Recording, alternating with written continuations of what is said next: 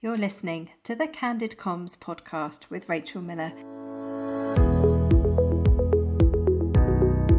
Join me every week for practical advice and inspirational ideas to help you focus on all things internal communication related.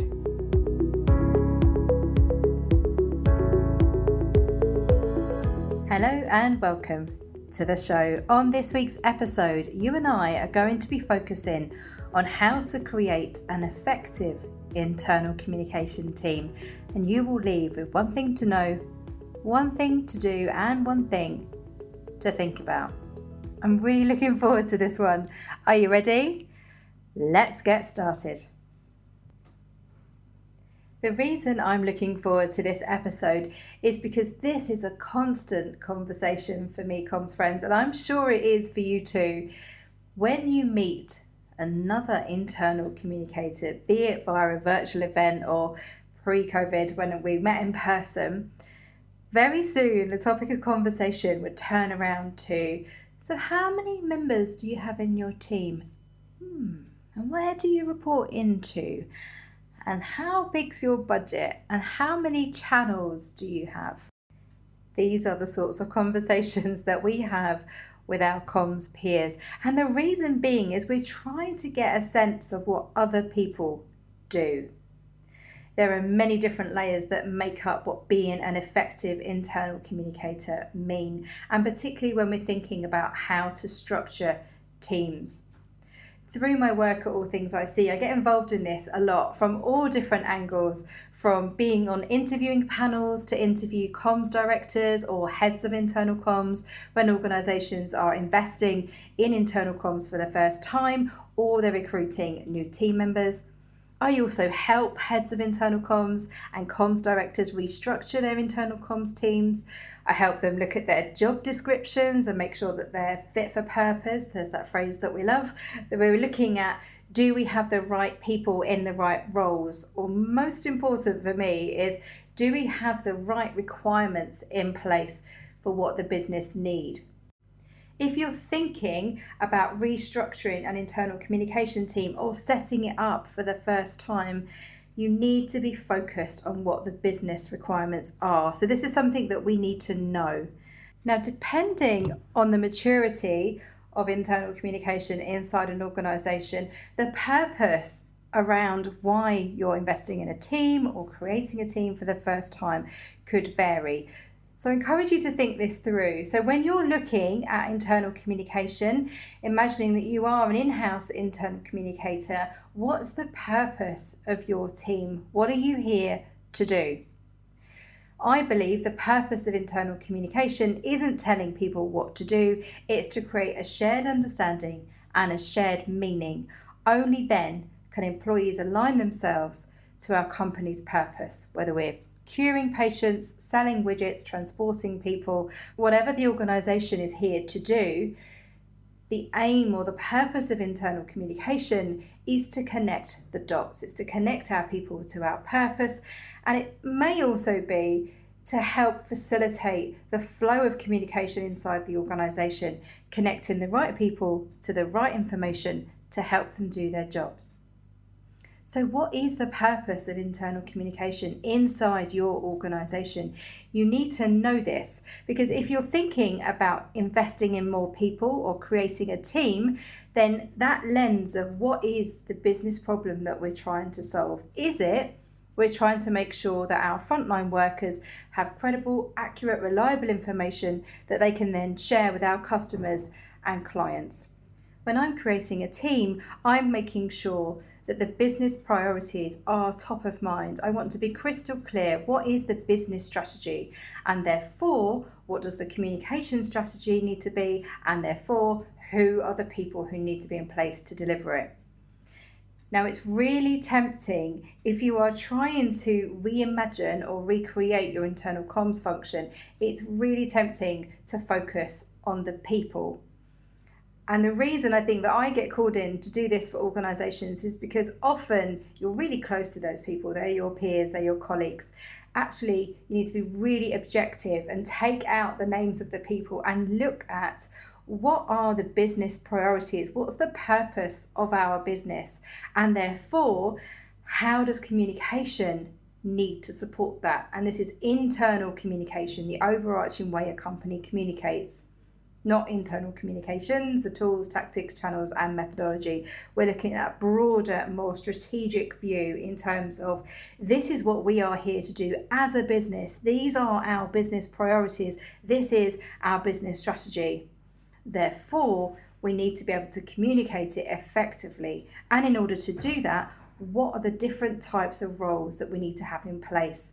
We may need to have a role focused on our frontline workers. We may need to have a role focused on our leaders. We may need to have a more creative role in place, maybe a designer or perhaps a videographer. And you can really get into the weeds here. But if you're creating your team, you need to rise above the people and above the roles that you currently have and look at, how does this function need to function? How can I set it up for success? And then we go into, if these are the types of roles that we need to have, and you map out the job descriptions, and you can use all sorts of things, industry evidence to help you. So maybe something like the Institute of Internal Communications profession map, for example, which is focused in 4 levels. So most roles in internal comms team are level 1 and level 2. And what you're looking there is, do our job descriptions align with the way that internal communicators need to work? How do we set those people up for success and those roles up for success? And then, do we have the right people in those roles at the moment? Or are there any skills gaps? So there's a lot in there. You can hopefully see that from that conversation alone, that when you're thinking about creative and effective internal communication team, what we need to know is, what are the business priorities? And therefore, that informs our communication priorities, and therefore, it should inform the structure of the internal communication team. The second thing I want us to focus on today is what we need to do to create an effective internal communication team. So imagine we've done all that heavy lifting, comms friends. We've analysed the business priorities and the strategic priorities. We've created a structure in terms of what are the different types of roles that we need to have in place. What are the objectives behind the team? What's that strategy that really sets them up for success? And then let's think about those people. If you want to create an effective internal communication team, you need to make sure that you invest in those people. And I'm talking time, money, and effort here. In particular, it's vital that we invest in professional development. There are a number of ways that you can do that. It may well be that you don't have a lot of budget. That shouldn't stop you. There are so many free resources out there to equip internal communicators with advice and guidance to help them do their jobs. And I count my blog in that. It's 12 years old. There's 1,500 free articles on all things internal communication related. That's the equivalent of 11 books worth of content. I was joking with Debbie this morning, who produces this show, and we were creating an All Things IC Online Masterclass, and we were doing a bit of research, and I was joking with her saying, I always seem to come back to my blog. Whenever I'm stuck on something, if I search online, there's normally an article that I've written. And for me, I always think, oh, I know what I think on that topic. Well, what do other people think? And she said to me, Rachel, your blog is so helpful because people do have these conversations when they're trying to find a solution to their problem. If they're stuck on something, they do go to your blog. So this is what we can do as internal communicators, is share content and resources with each other. We are spoilt for choice, comms friends. If you're trying to invest in your professional development, then there are so many opportunities to learn. You don't need to have a big budget. I imagine part of the reason that you're listening to this podcast is because you're curious about learning. You want to improve constantly, and that is brilliant.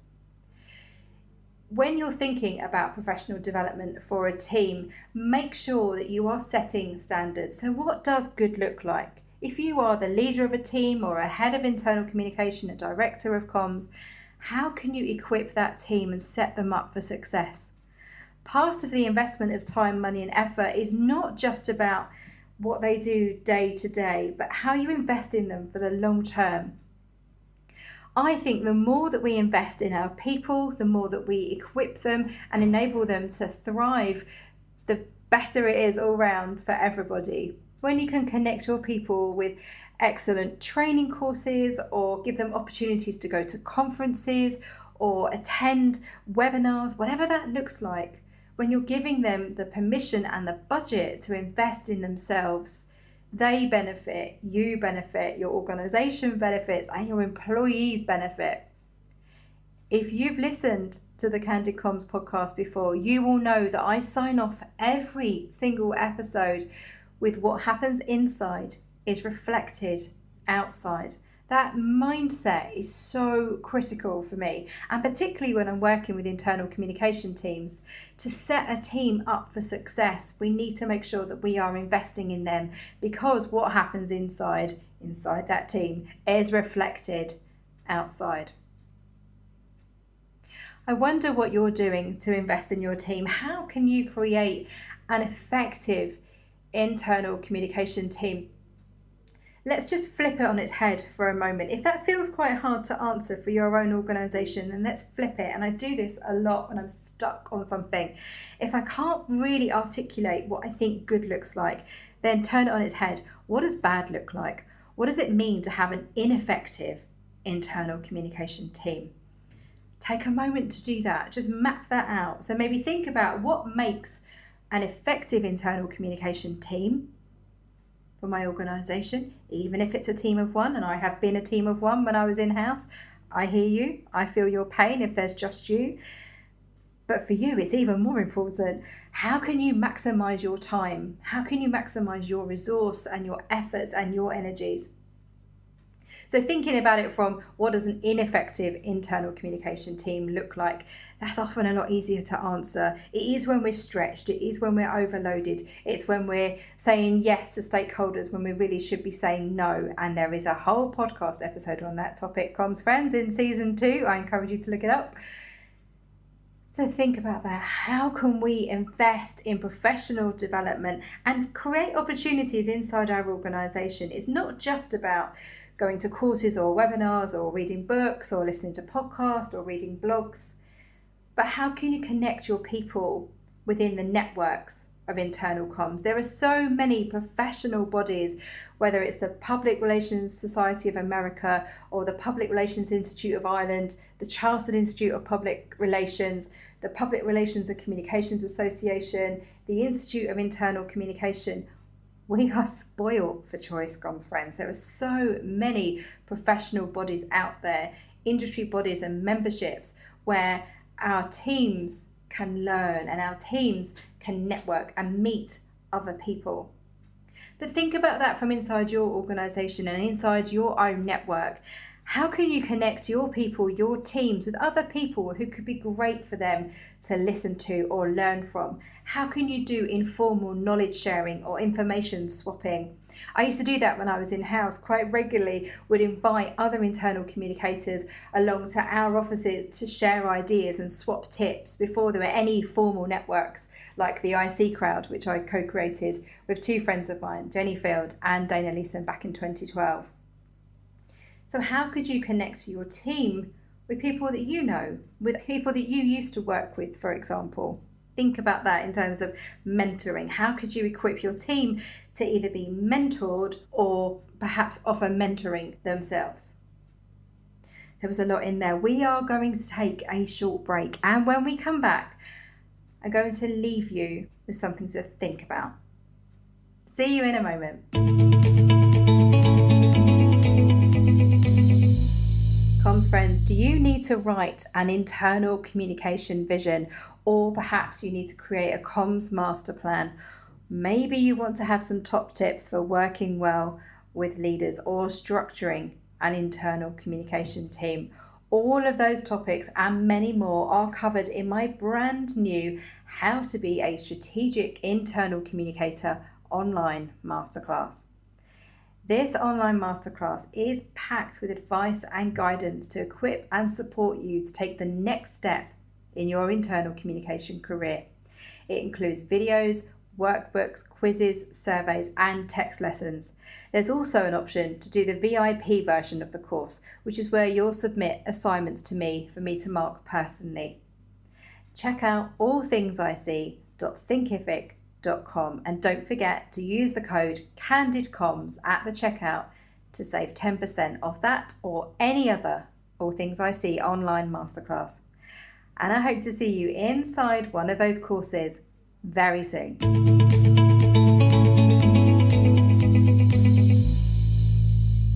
Welcome back. In the final part of today's episode, I'm going to leave you with some things to think about.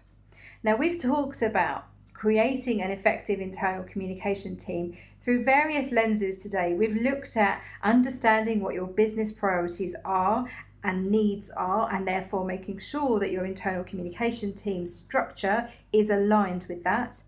We've also talked about how to invest in the team and in their professional development to make sure they're set up for success.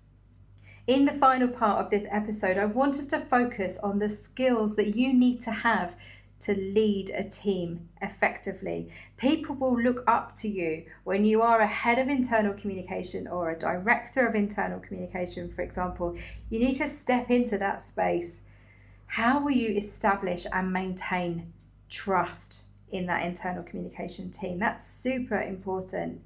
What does that look like for you? How will you develop relationships? Part of that is making sure that your own internal communication within your team is super effective.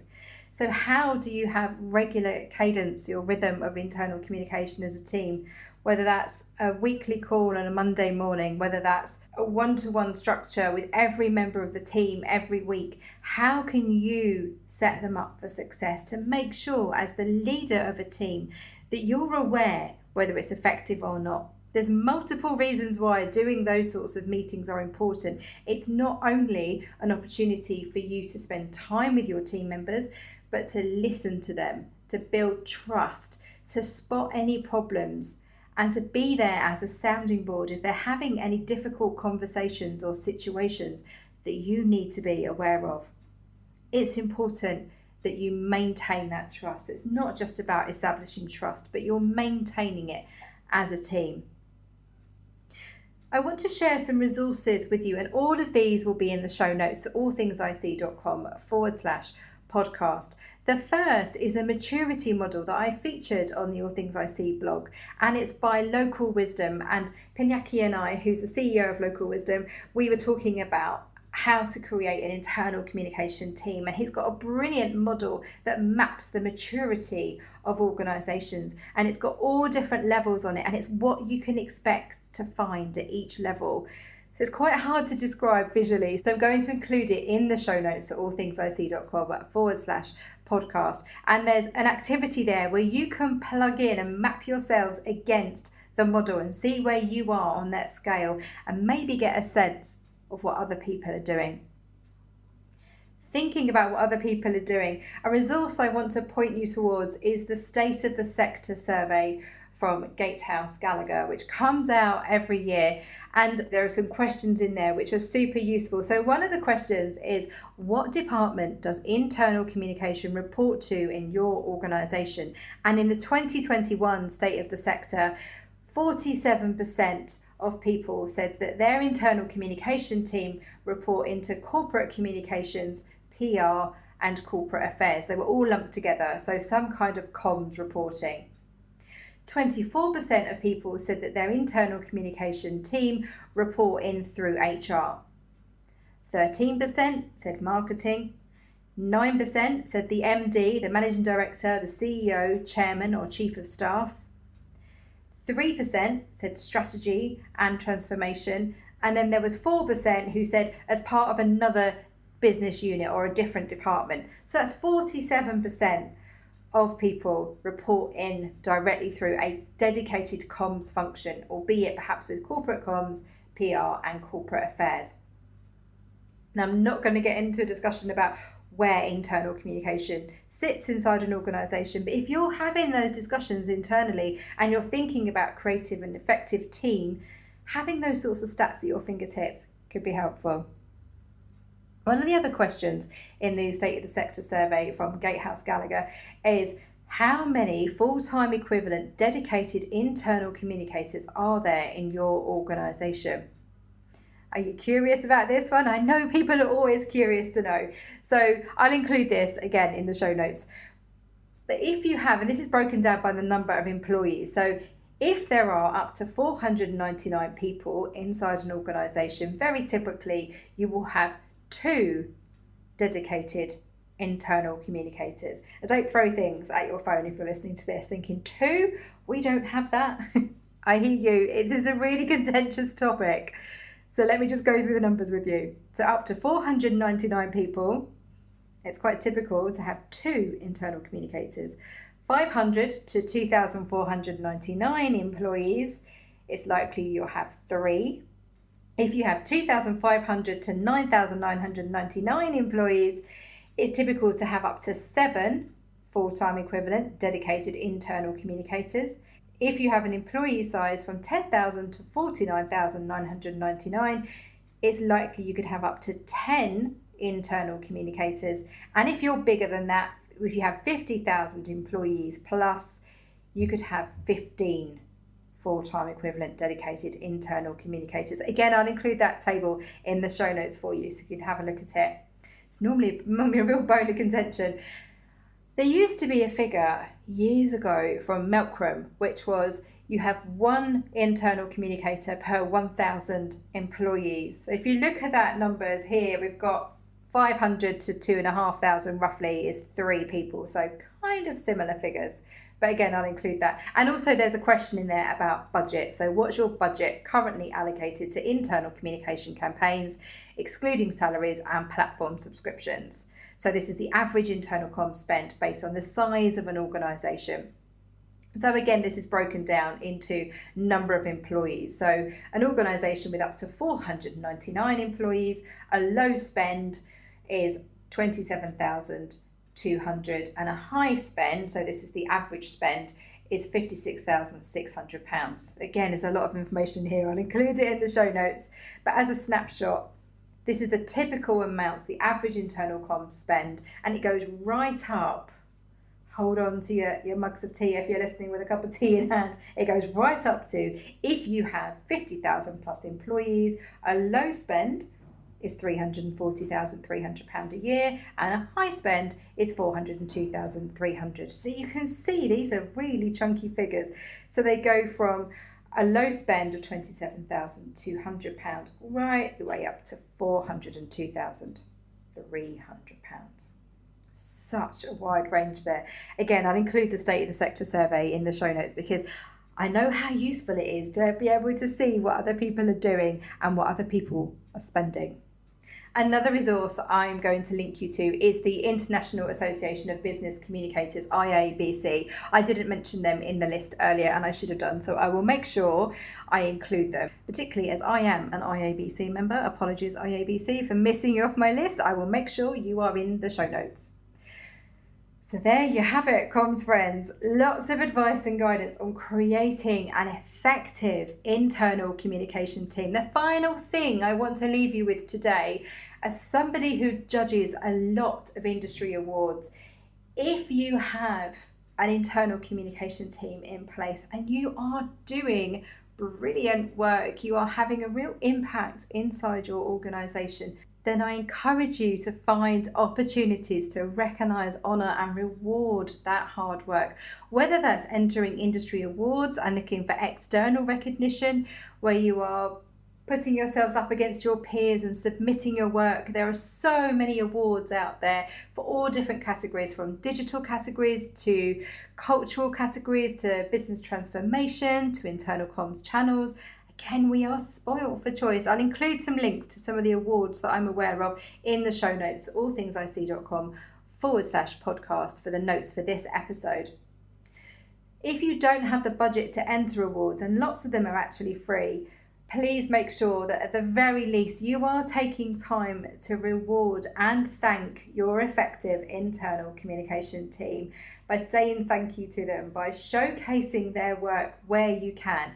Maybe that's giving external recognition. Maybe that's coming to write a guest post for my blog about how proud you are of all the work that's happened inside your organization.